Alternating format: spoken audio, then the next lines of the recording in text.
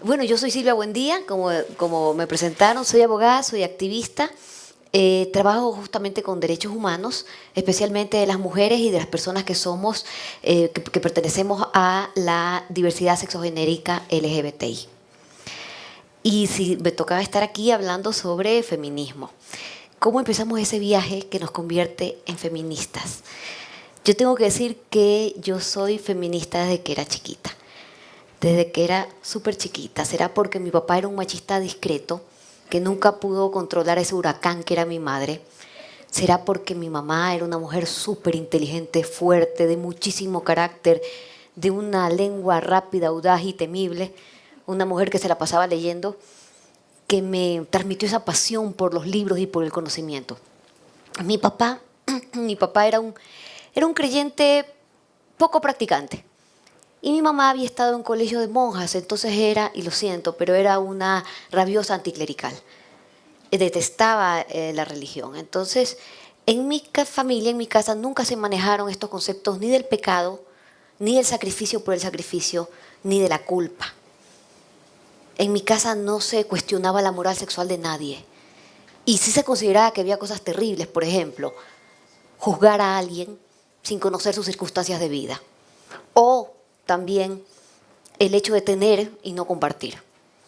Entonces yo crecí con libros, con arte, con música, en la mesa, luego de comer, hacer estas grandes, largas sobremesas donde argumentamos y hablamos sobre todo, todo el tiempo. Cuando yo tuve 14 años y estaba en el colegio, formé parte del grupo en la clase de debate que le tocó defender el derecho de las mujeres a ver qué hacer con su embarazo, si lo interrumpían o lo proseguían. Y esta fue la primera vez que yo recuerdo que me aproximé al tema del aborto. No existía internet en esa época, pero en mi casa había una cantidad de libros loca. Pues teníamos enciclopedias, libros, revistas, de todo. Y yo esos días me puse a investigar y me puse a estudiar muchísimo. Del caso francés. Hace pocos años habían despenalizado el aborto en Francia, entonces me metí a estudiar sobre esta ministra Simone Veil y sobre su discurso en la Asamblea Nacional. Y bueno, esa noche, antes de que me toque a mí dar mi debate, hablé con mi mamá. Primera vez que hablaba yo del tema con mi mamá. Y mi mamá me dijo, mira Silvia, nadie, ni el Estado, ni la sociedad, ni ningún Dios puede decirle a una mujer qué hacer en esas circunstancias. Y es una decisión personal, privada, y tampoco nadie tiene derecho a juzgarla. Y para cuando mi mamá me lo dijo, yo estaba absolutamente convencida de eso. Al día siguiente, obviamente, me lucí en el debate. Era la mejor, toda la información, toda esa fuerza, toda esa pasión que le puse a debatir, fue tanto que no solamente ganamos, mi grupo ganó el debate, sino que mi profesora, y yo era la preferida de mi profesora, después de la clase me dice, oye Silvia, buen día, qué increíble que defendiste este tema. Casi pareciera que tú estás de acuerdo con esa postura. Yo le digo a mi profesora, yo estoy de acuerdo totalmente con esa postura. Y ahí ella puso una cara como, a ver, no. Comenzamos a conversar, pero con todo el bagaje de información, ese arsenal de información que yo tenía, ustedes comprenderán que comencé a debatir con mi profesora. Y esa conversación acabó muy mal. Y llegó un momento en que ya mi profesora, disgustada, cabreada, me dice, oye, pero es terrible, o sea, las mujeres nos realizamos a través de la maternidad. El aborto es el peor de los crímenes, tú me has decepcionado terriblemente. Entonces ese día yo regreso a mi casa, le cuento a mi mamá, y mi mamá me dice, yo estoy orgullosa de ti, porque tú defendiste aquello en lo que tú creías y no te dejes nunca de nadie. Y si tú estás de acuerdo con algo, estás convencida de algo, tú tienes que defender tus principios. Nunca cedas por presión, nunca cedas por miedo. Y ese día para mí, yo lo siento, como que fue un momento que construyó la feminista que soy yo ahora. Y yo decidí en ese momento que era fundamental siempre debatir desde el mejor conocimiento informado. Muchos años, muchas lecturas han pasado desde ese día, que yo recuerdo como que fuera ayer. Ya no soy la niña feminista contestona, yo soy ahora la mujer feminista contestona. Y sé que ser feminista en la sociedad en la que vivimos es súper complicado. Es difícil, es duro. ¿Por qué? Porque nunca falta el que te dice, pero a ver, feminismo es lo mismo que el machismo, pero al revés. ¿Cómo digo que me digan eso? Si tú googleas, y hoy día es facilito googlear, lo primero que te sale con cualquiera de los dos conceptos, palabras, es machismo, actitud o manera de pensar de quien sostiene que el hombre es por naturaleza superior a la mujer. Feminismo, movimiento social que pide para la mujer el reconocimiento de unas capacidades y unos derechos que tradicionalmente han estado reservados solo para los hombres. ¿Cuál es la confusión? Y tenemos esa ignorancia súper asumida. Vuelve. No, ni machismo ni feminismo porque todos los extremos son malos. No, porque es que yo conozco mujeres, personas que luchan por la igualdad, defienden la igualdad, estos principios de que todos tenemos que tener los mismos derechos. Pero cuando le dicen, eres feminista, no, ¿qué te pasa? Yo no soy feminista. ¿Por qué? Porque esa es una postura radical. Y yo no quiero que me consideren radical. Esa es una postura radical.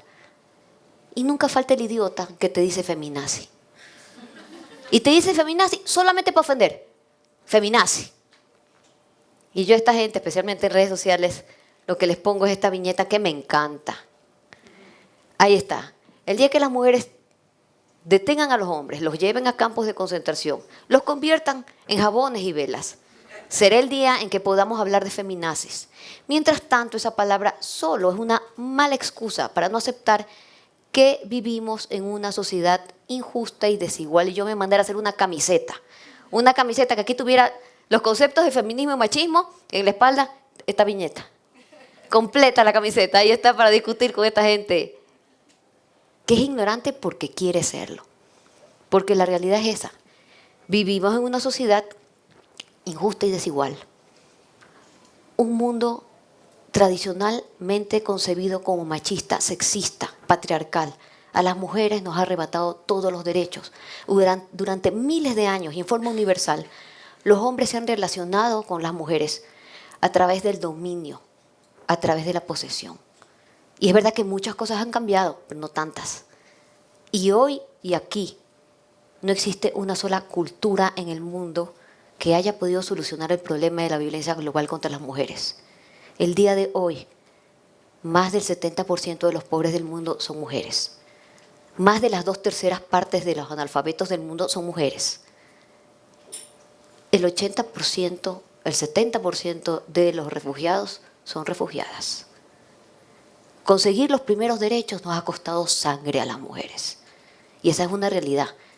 Cosas como acceder a la educación, a trabajar, a tener alguna remuneración por el trabajo fuera de casa, a conseguir, no sé, pues, ciertos derechos dentro del matrimonio, votar y ser votadas. Todos son conquistas feministas. Y piensen ustedes que hace más o menos 100 años, en la mayoría de los países, estos derechos las mujeres no los teníamos.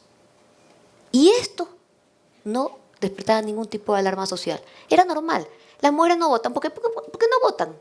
Y no estudian porque nunca han estudiado. Y aquí no pasa nada. Entonces, en el feminismo nos gusta hablar de las olas del feminismo. Así hacemos la clasificación cronológica de lo que es el feminismo y qué se ha conseguido. Entonces tenemos la primera ola del feminismo que empieza a finales del siglo XVIII. Hay una filósofa española que a mí me encanta, que se llama Amelia Valcárcel, que dice que el feminismo es algo así como el hijo no deseado de la Ilustración. ¿Por qué? Fantástica, me encanta este sentido del humor. Porque claro, con la Ilustración vienen estos aires de libertad, democracia, derechos, solidaridad. ¡Qué lindo!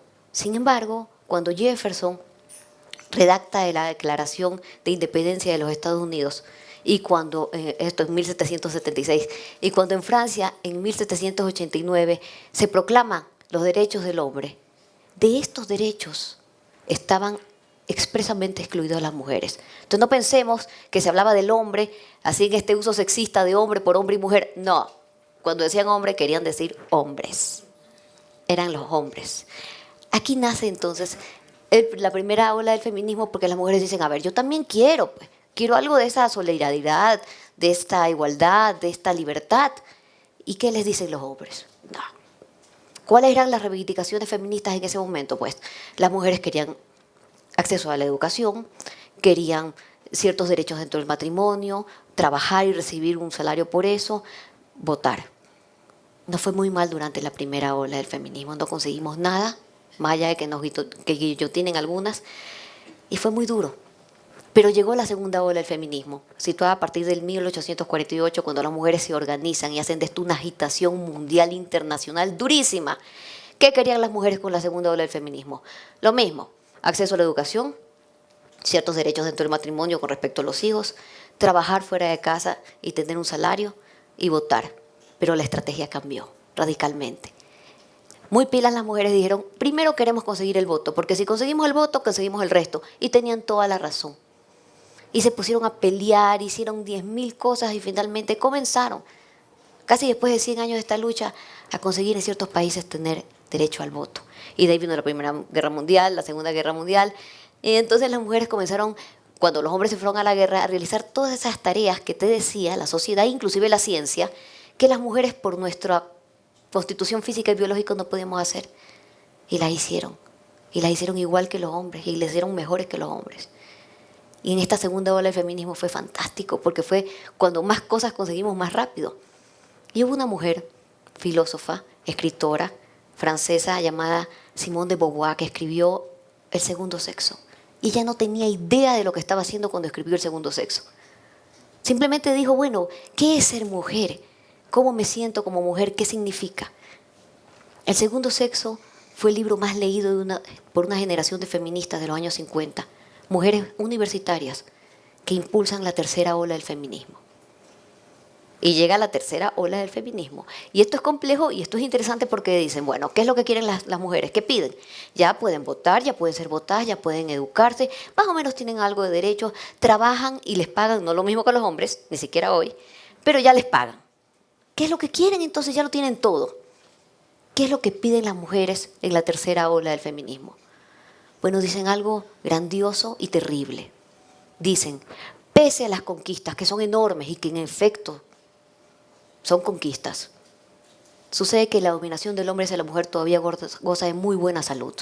Y esto es cierto, y esto está mal. Y también dijeron las mujeres, ¿saben qué? Lo personal es político. Y tenemos problemas de violencia, especialmente en los lugares más privados y más íntimos. Y el feminismo se atrevió a cuestionar el poder masculino en su propia casa. Estoy hablando de la violencia de género. Y estoy hablando de una violencia que en este momento es lo que nos hace a las mujeres pensar que necesitamos conseguir erradicarla. Pero ya sabemos más o menos qué es el feminismo y qué no es el feminismo. A mí me encanta esta frase. El feminismo es la idea radical que sostiene que las mujeres somos personas.